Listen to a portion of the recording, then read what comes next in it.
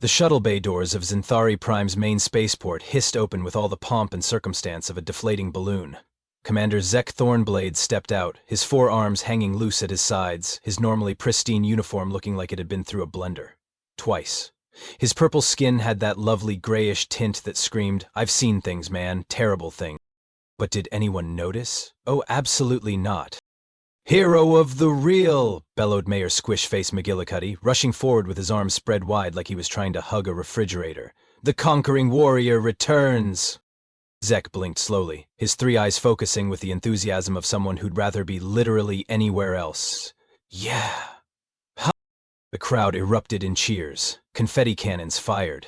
Someone released a flock of ceremonial space pigeons that immediately got sucked into a ventilation shaft. It was exactly the kind of celebration you'd expect from people who got their news from sanitized military reports and had never actually seen a battlefield. "Tell us, Commander Thornblade," squeaked reporter Clickbait Williams, shoving a microphone into Zek's face. "How does it feel to have served alongside the legendary human warriors? The galaxy wants to know about your glorious campaign." Zek's left eye twitched. Just once. But in that tiny muscle spasm was contained approximately 3 months of pure, concentrated trauma. "Glorious," he repeated, his voice flatter than week-old soda. "Yeah, that's definitely one word for it." The mayor beamed like someone had just told him he'd won the lottery. "Modest as always, we've prepared a full ceremony in your honor, complete with speeches, awards, and a 7-course meal featuring traditional Zentari victory pudding." "Victory pudding," Zek muttered, staring off into the middle distance. "Right, because nothing says I survived a war like gelatin desserts."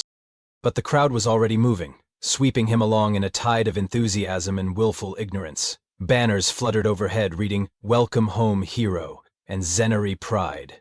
Nobody seemed to notice that their returning hero looked like he'd rather face another human military campaign than endure another minute of this celebration. As they marched him through the streets toward the council chambers, Zek caught his reflection in a shop window.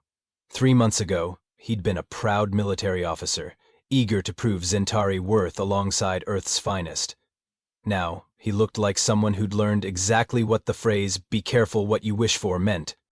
The worst part, he hadn't even begun to explain what he'd witnessed yet. But oh, he would. Very soon, his fellow Zentari were going to learn some uncomfortable truths about their new human allies, whether they wanted to hear them or not. The Galactic Council's military briefing room looked exactly like what you'd expect from a committee designed by other committees. Sterile white walls, uncomfortable chairs arranged in a perfect circle, and that special kind of fluorescent lighting that made everyone look like they were dying of space plague. Zek sat in the center, surrounded by the finest military minds Zentari Prime had to offer. Which, frankly, wasn't saying much. "Commander Thornblade."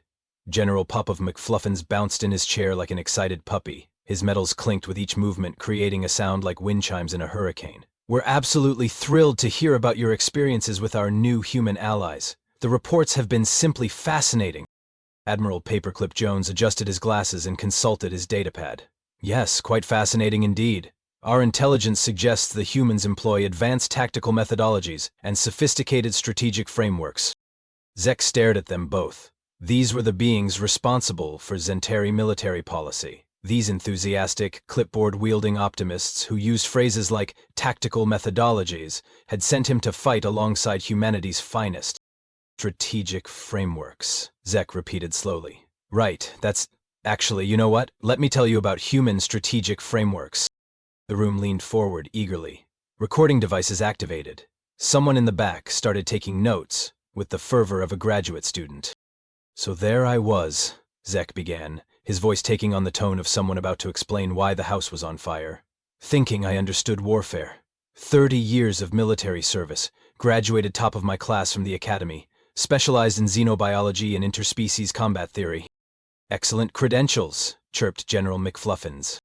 "Yeah, well, turns out studying humans on paper is like studying hurricanes by looking at weather reports. You think you understand what you're dealing with until you're standing in the middle of it, wondering why everything is on fire and someone's playing music way too loud." Admiral Jones frowned slightly. "Music during combat operations seems inefficient." Zek's laugh had the sound of someone whose sanity had taken a long vacation and forgotten to send postcards. "Oh, Admiral, sweet, innocent Admiral. Humans don't just play music during combat. They compose soundtracks for it. They have entire genres of music specifically designed for different types of violence. The note-taker's pen slowed down. But surely, General McFluffins interrupted, their command structure maintains proper military discipline and order? The command structure, Zek said, is based on a combination of actual rank, who's scariest when angry, and something called mom friend energy that I still don't fully understand. I watched a human sergeant override a colonel's orders because, and I quote, "That's a stupid idea, sir, and you know it." The room fell silent except for the hum of air recyclers and the sound of Admiral Jones's pen hitting the floor. The colonel, Zek continued, agreed with him and changed the plan. Apparently, this is normal. General McFluffins's smile was starting to look a bit strained around the edges. Well, I'm sure their battlefield efficiency speaks for itself. Oh, it does, Zek said. It absolutely does. Just not in the way any of you are expecting. Admiral Jones cleared his throat nervously. Perhaps you could elaborate on their combat effectiveness. Zek leaned back in his chair and for a moment, his three eyes took on that distant look again. You want to know about human combat effectiveness? Fine, let me paint you a picture. He held up one finger. First day of joint operations. I'm expecting to meet professional soldiers, right? Trained killers, with ice in their veins and steel in their spines. Instead, I meet Corporal Tommy Boom Boom Rodriguez. Boom Boom? General McFluffins asked weakly. That's what they called him, not his real name, mind you. Humans have this thing where they give each other nicknames based on their hobbies. Boom Boom's hobby was making things explode in creative ways. He'd named his rocket launcher Patricia and talked to it like it was his girlfriend. The note-taker had stopped writing entirely. I thought this was some kind of psychological disorder, Zek continued. Turns out they all do it. Every single human names their weapons. I met rifles called Sweet Caroline, the Negotiator, and Democracy Dispenser.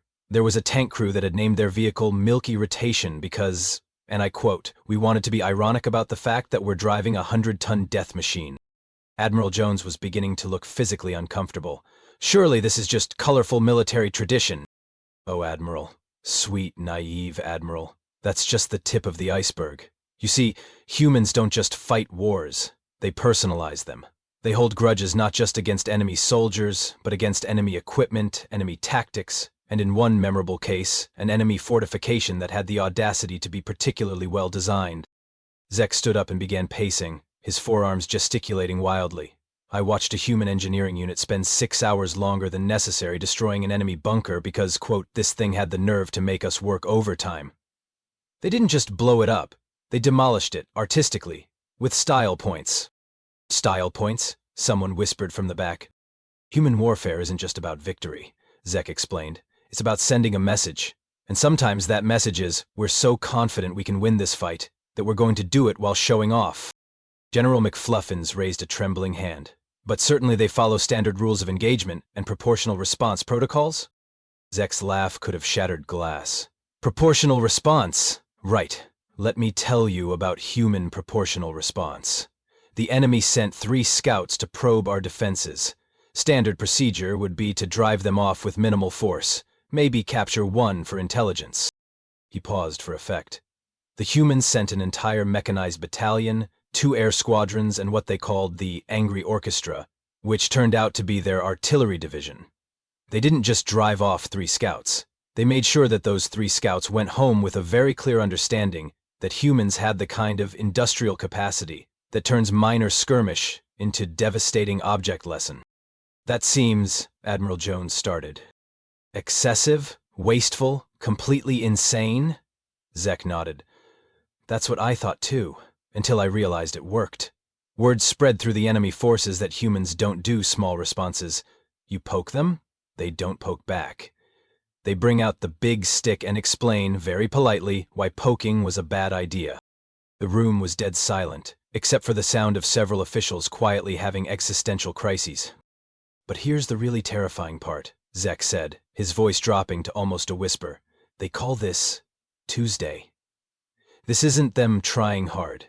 This isn't them being aggressive or showing off. This is just how they normally approach problems.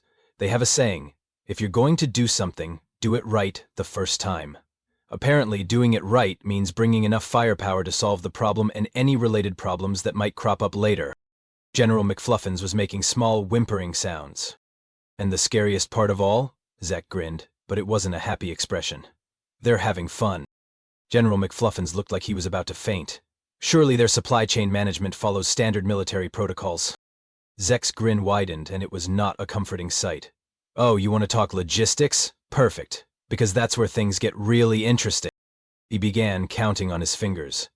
Standard Zentari military doctrine says you pack 3 days of supplies for a 2-day mission, right? Safety margin, basic planning, sensible precautions. Nods around the room. Humans pack 3 weeks of supplies for a 2-day mission, but here's the kicker. It's not just 3 weeks of the same supplies we'd pack. Oh no, that would be too simple. Zek started pacing again, his voice taking on the tone of someone describing a natural disaster. Be my pack primary supplies, backup supplies for the backup supplies, emergency supplies in case the backup supplies fail, recreational supplies to maintain morale, comfort supplies because apparently wars are more bearable with proper pillows, medical supplies for injuries that haven't happened yet, and something called contingency supplies, for scenarios they haven't even thought of. Admiral Jones was frantically taking notes again. That seems thorough. Thorough? Thorough? Zek's voice cracked slightly. I watched them pack a field kitchen that could serve a formal dinner for 200 people, for a reconnaissance mission, with 12 soldiers. When I asked why, the quartermaster, a cheerful woman named Betty Logistics Patterson, explained that you never know when you might need to host impromptu diplomatic negotiations, and nothing says we come in peace like a 7-course meal prepared under field conditions. The room was silent except for the sound of someone's chair creaking under stress. But wait, there's more, Zek continued, his voice reaching a fever pitch. They don't just pack supplies, they pack the means to manufacture supplies. I saw a human supply convoy that included portable factories, mining equipment, and something called a universal fabrication unit that could apparently turn space debris into ammunition. That's actually quite ingenious, Admiral Jones admitted reluctantly. Ingenious? Sure. Terrifying? Absolutely. Because when humans say, we're ready for anything, they mean it literally. I watched them turn a routine supply drop into a full-scale military-industrial operation because someone realized they were running low on coffee. General McFluffins perked up slightly. Coffee shortages can impact morale. The Zemi built a coffee plantation, Zek shrieked. On an asteroid in the middle of a war zone. They terraformed a rock floating in space because Sergeant Murphy couldn't function without his morning espresso, and apparently Sergeant Murphy was essential to maintaining the quantum flux generators. The note-taker's pen exploded from the pressure he was applying. And here's the really beautiful part, Zek continued, his voice dripping with sarcasm. While they were building their space coffee plantation, they also installed mining equipment, established a small manufacturing base, set up a communications relay, and created what they called a strategic agricultural asset that could, in their words, provide sustainable beverage solutions for future operations in this sector. Admiral Jones looked up from his notes. So they created a permanent military installation? Because of coffee, Zek screamed. They accidentally conquered a solar system because someone forgot to pack enough coffee for a 2-week mission. The room sat in stunned silence. But surely, General McFluffin said weakly, their equipment maintenance follows standard procedures. Zek laughed, and it was the sound of someone who had seen too much. Their idea of equipment maintenance is to pack so many spare parts that they can rebuild their entire army twice. Then they pack the tools to build the tools to make more spare parts. I watched a human mechanic fix a broken tank by building a completely new tank around the broken parts, then using the broken tank as spare parts for other tanks. That's actually brilliant resource management, Admiral Jones murmured. They have a saying, Zek said quietly. 2 is 1, 1 is none, and none means you're about to get creative with duct tape and spite. I learned that humans can fix literally anything with duct tape, determination, and what they call aggressive problem-solving techniques. He paused, staring into the middle distance. I watched them repair a spaceship's life support system, using kitchen utensils, clothing, and sheer bloody-minded refusal to die in space. The engineer who did it got a commendation and a nickname that can't be repeated in polite company. What was the nickname? Someone whispered. Zek's smile was haunted. MacGyver the Unkillable. The room had gone completely silent. Even the air recyclers seemed to be holding their breath. Admiral Jones set down his pen with shaking hands. General McFluffins had gone pale green around his gills. Zek stopped pacing. For a long moment he just stood there, his three eyes focusing on something none of them could see. When he spoke again, his voice was barely above a whisper. "You want to know when I truly understood what humans are? It wasn't during the supply runs or the equipment naming ceremonies or even the space coffee plantation incident." He sat back down, heavily, his forearms hanging limp. "It was during the Battle of Kepler 442b. 3 months into the campaign. We'd been fighting the hegemony forces for weeks, and things were not going well. We were outnumbered 40-1. Our supply lines were cut. Half our equipment was destroyed. Command was screaming at us to retreat to secondary positions and await reinforcement." General McFluffins leaned forward despite himself. "Standard tactical withdrawal. Sensible." "That's what I thought too," Zek continued, his voice hollow. "Live to fight another day, preserve forces, all that military academy nonsense. So I went to find the human commander, Colonel Maria Iron Jaw Santos, to coordinate our withdrawal." He paused, his hands trembling slightly. "I found her in what used to be the communications bunker, sitting in the wreckage, covered in dust and blood, staring at a tactical display that showed just how completely screwed we were. 40,000 enemy troops closing in, no reinforcements for 6 days, maybe 200 functional soldiers left on our side. The room was so quiet you could hear hearts beating. I walked up to her and said, 'Colonel, we need to discuss withdrawal procedures.' And you know what she did? Silence. She looked at me with these absolutely terrifying eyes and said, 'Withdrawal? Commander, I think you misunderstand our situation.' Then she stood up, brushed the debris off her uniform and smiled. But it wasn't a happy smile. It was the kind of smile sharks have right before they bite something." Zek's voice began to rise, taking on a manic edge. "We're not retreating," she said. "We're about to give these bastards a masterclass in why you don't mess with humans when they're having a bad day." Then she got on the general comm and announced to every human soldier still breathing, "Listen up, people. The enemy thinks they've got us cornered. They think we're beaten. They think we're going to run away like civilized beings. They clearly haven't done their homework on human behavioral patterns when we're properly annoyed." Admiral Jones was gripping his chair so hard his knuckles had turned white. "And that's when I learned the most terrifying thing about humans," Zek continued, his voice shaking. "They don't fight hardest when they're winning. They don't fight hardest when they have advantages. They fight hardest when they're losing, when everything's gone wrong, when any sane species would surrender." He stood up again, gesticulating wildly. "Because humans have this concept called spite. And spite, it turns out, is a renewable energy source. The worse their situation gets, the angrier they become. The angrier they become, the more creative they get. And creative humans in a combat situation are absolutely terrifying." "What happened next?" General McFluffin whispered, even though he clearly didn't want to know.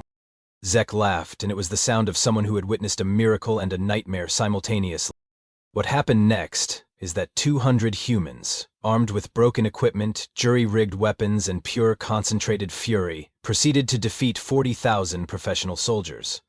Not through superior tactics or advanced technology, through sheer bloody-minded refusal to accept reality." He began counting on his fingers again, his voice rising to a fever pitch. "Namely turned destroyed vehicles into improvised fortifications. They reprogrammed broken drones to ram enemy positions while playing funeral music. They created weapons out of spare parts and hatred. Private Johnson built a functional plasma cannon out of 3 broken rifles, a microwave oven, and what he called aggressive engineering principles. The officials were staring at him in horror. But the worst part, the absolutely soul-crushing, reality-defying worst part, was that they were enjoying themselves. I watched Sergeant Williams laugh while dual-wielding makeshift flamethrowers and chasing enemy soldiers through the ruins. I saw Corporal Kim sing opera while defusing bombs with kitchen utensils. They turned a desperate last stand into a recreational activity. Zek's voice cracked completely.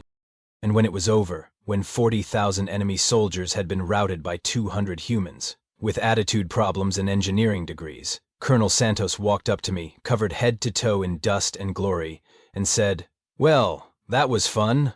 What's for lunch?" He collapsed back into his chair, emotionally exhausted. That's when I understood. Humans don't just win wars. They make the concept of defeat so personally offensive that reality bends around their indignation. They're not just warriors. They're a force of nature with logistics support and a really dark sense of humor. The room sat in absolute, stunned silence for what felt like an eternity. Finally, Admiral Jones cleared his throat with the sound of someone trying to process information that had fundamentally broken their worldview. "Commander Thornblade, surely you're exaggerating? For dramatic effect?" Zek looked at him with the tired eyes of someone who had seen the face of organized chaos and lived to tell about it. "Admiral, I haven't even gotten to the really scary part yet." "There's a scarier part," General McFluffin squeaked, his voice climbing several octaves. "The scariest part," Zek said, his voice taking on the tone of someone delivering a eulogy for galactic peace, "is that everything I just told you, everything about the logistics obsession, the spite-powered combat effectiveness, the creative problem-solving, the complete inability to accept defeat." He paused, letting the tension build. "That's humans on their best behavior. That's humans being polite, restrained, and diplomatic. That's humans actively trying not to scare their allies." The color drained from every face in the room. "You see, I did some research after I got back, called up some contacts in galactic intelligence, asked around about human military history. Turns out, what I witnessed wasn't humans at their most terrifying. It was humans being considerate house guests." Admiral Jones's pen snapped in half. "For example, that battle of Kepler 442b, the one where they defeated 40,000 enemies with improvised weapons and bad attitudes? I thought that was peak human combat performance. Turns out humans have a technical term for that level of engagement. They call it Tuesday afternoon practice. Their actual military doctrine includes categories like mildly annoyed, genuinely upset, and something called apocalypse mode that apparently requires written authorization from 3 separate governments." General McFluffins was making small whimpering sounds again. "And here's the really beautiful part," Zek continued, his voice dripping with exhausted sarcasm. "They're our allies, completely by accident. Pure geographical coincidence. The only reason humans are fighting with us instead of conquering us is because their planet happened to be on the same side of the galaxy when the war started." He stood up slowly like an old man who had seen too much. "I asked Colonel Santos about this during one of our supply runs. I said, hypothetically, what would happen if humans were on the other side of this conflict? And she got this thoughtful look on her face and said, well, the war would probably be over by now. We'd have either won completely or accidentally conquered everything within a 50-light-year radius while trying to establish proper coffee supply lines." The silence in the room was now actively oppressive. "So here's what I learned, gentlemen. Humans aren't just warriors. They aren't just allies. They're apex predators who have developed industrial civilization, space travel, and customer service skills. They're what happens when evolution produces a species that responds to existential threats by building bigger hammers and figuring out more efficient ways to hit things." Zek walked toward the door, then turned back for one final observation. "And the absolutely most terrifying thing of all? They genuinely like us. They think we're cute and plucky, and they want to protect us from the bad things in the universe. We're not their allies, we're their pets, and they're going to take very good care of us whether we want them to or not." Admiral Jones frantically started writing notes again. "So your recommendations for future joint operations would be?" "Give them whatever they want," Zek said flatly. "Agree with everything they suggest. If they want to build a coffee plantation on your homeworld's moon, smile and offer to help with the landscaping. If they want to name your capital city's defense grid Fluffy, just go with it. If they offer to help with your military logistics, accept gracefully and try not to think about what they might consider adequate preparation." He opened the door, then paused. "Oh, and gentlemen, you might want to start updating our military academy's curricula. Everything we thought we knew about warfare just became as obsolete as stone knives and bear skins. The humans are writing a whole new rulebook, and rule number 1 is apparently bring enough firepower to solve the problem's extended family, and any problems that might be thinking about existing in the general vicinity." General McFluffins looked up from his frantically scribbled notes. "Commander, where are you going?"